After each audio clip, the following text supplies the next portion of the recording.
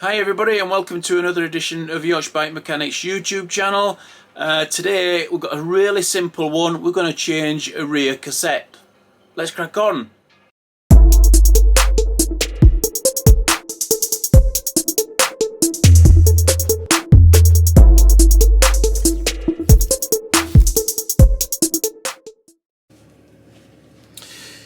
Right, so this is an 11-speed cassette. It's Sunrace. It's 42 teeth on the top and 11 teeth on the bottom. Now the customers said that it's skipping and jumping down the bottom end of the cassette. So looking closely, we're seeing something that you don't see very often. If you notice here, I don't know whether you can just actually see, there is that there's some teeth missing on that bottom cog there, which is really strange. It looks like they've snapped off completely. So we've checked the chain stretch, and the chain is not very stretched at all. It's in good condition. It's well within its limits at 0.75, so we should get away with just changing this cassette and using the existing chain. So let's get us tools out. We need two tools to do this. We need the cassette lock ring tool here, which goes in the centre, and then we need this chain whip tool. This one's a part tool one that goes on there, and all that does basically is just hold that cassette in place while we undo this. It goes anti-clockwise, okay, just to undo that lock nut at the top. Put that to one side. We can take his chain whip off, and we can just gradually just take this off the free hub body. Okay, and there we go. So if we put the wheel to one side and we just have a look at this cassette, which is really strange. So if I can just show you there, get rid of that. Okay, so that particular small cog is completely split. It's sheared off completely, which is really bizarre. You don't often see that. It could be that it's worked its way loose at some point as the lock nut, and it's only been kind of secured by a couple of the notches there on the free hub body, which has caused it to snap off. But for whatever reason, it needs replacing. We're going to replace it with a Shimano SLX 7000 11-speed, 1142, the same ratios. And all we basically do is that can go straight in the bin. We don't need that anymore. So we've got this 11 speed 42. Okay.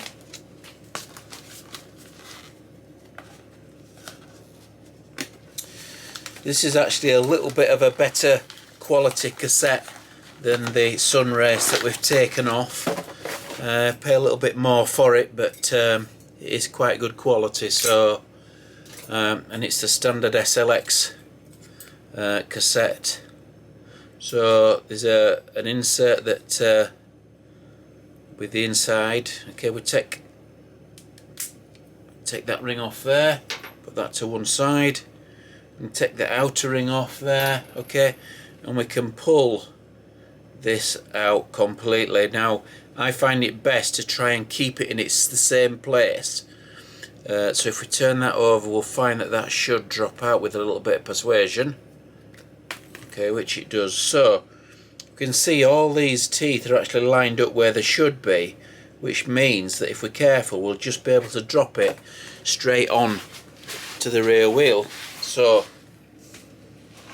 in theory, so if we get that small, this will only go on one way, by the way.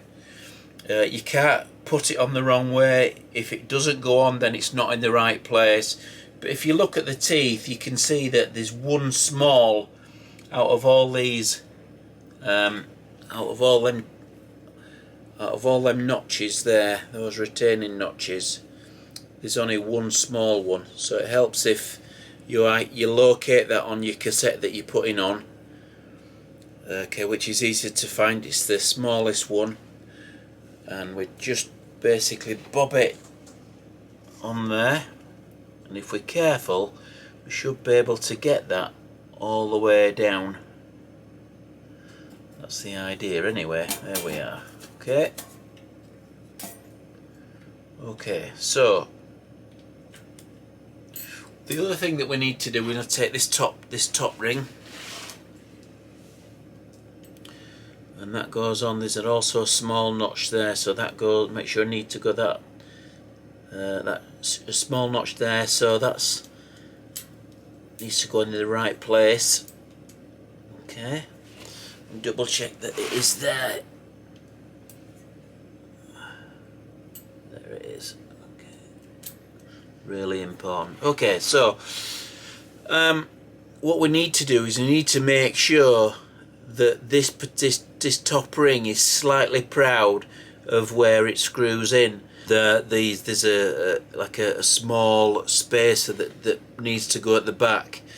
If this cassette body is too far down and sat on, that means the retaining nut is not going to lock it in place. It's going to be too far down, and these are going to be sloppy. So the idea of the spacer at the back is to bring it out a little bit, just to get it in the right place. So there's plenty of grease on there, so we don't need any additional grease. So we just carefully just wind that on, making sure that that last ring that we put on is still in the same place. Okay, and we just use this tool to lock it up. Okay, and you can feel that it's actually locked on nice and tight there. So that's this new cassette on. All we need to do now is put us quick release back in. Okay, so we've got us quick release. Make sure that there's plenty of grease on that, which there is. And the lever bit we put from the other side where the disc is. And the spring needs to be thin, the narrow side against the axle. So we just, this is a quick release wheel, it's not the 12mm axle, it's the old style quick release. So that's basically it. A very simple thing. It's fairly easy to do. You just need to make sure that you, obviously if it does need a spacer at the back, that you put that in there. And that's basically it. Hope you enjoyed that, just a quick video. And if you can, please subscribe and come back and watch some more. Cheers, bye.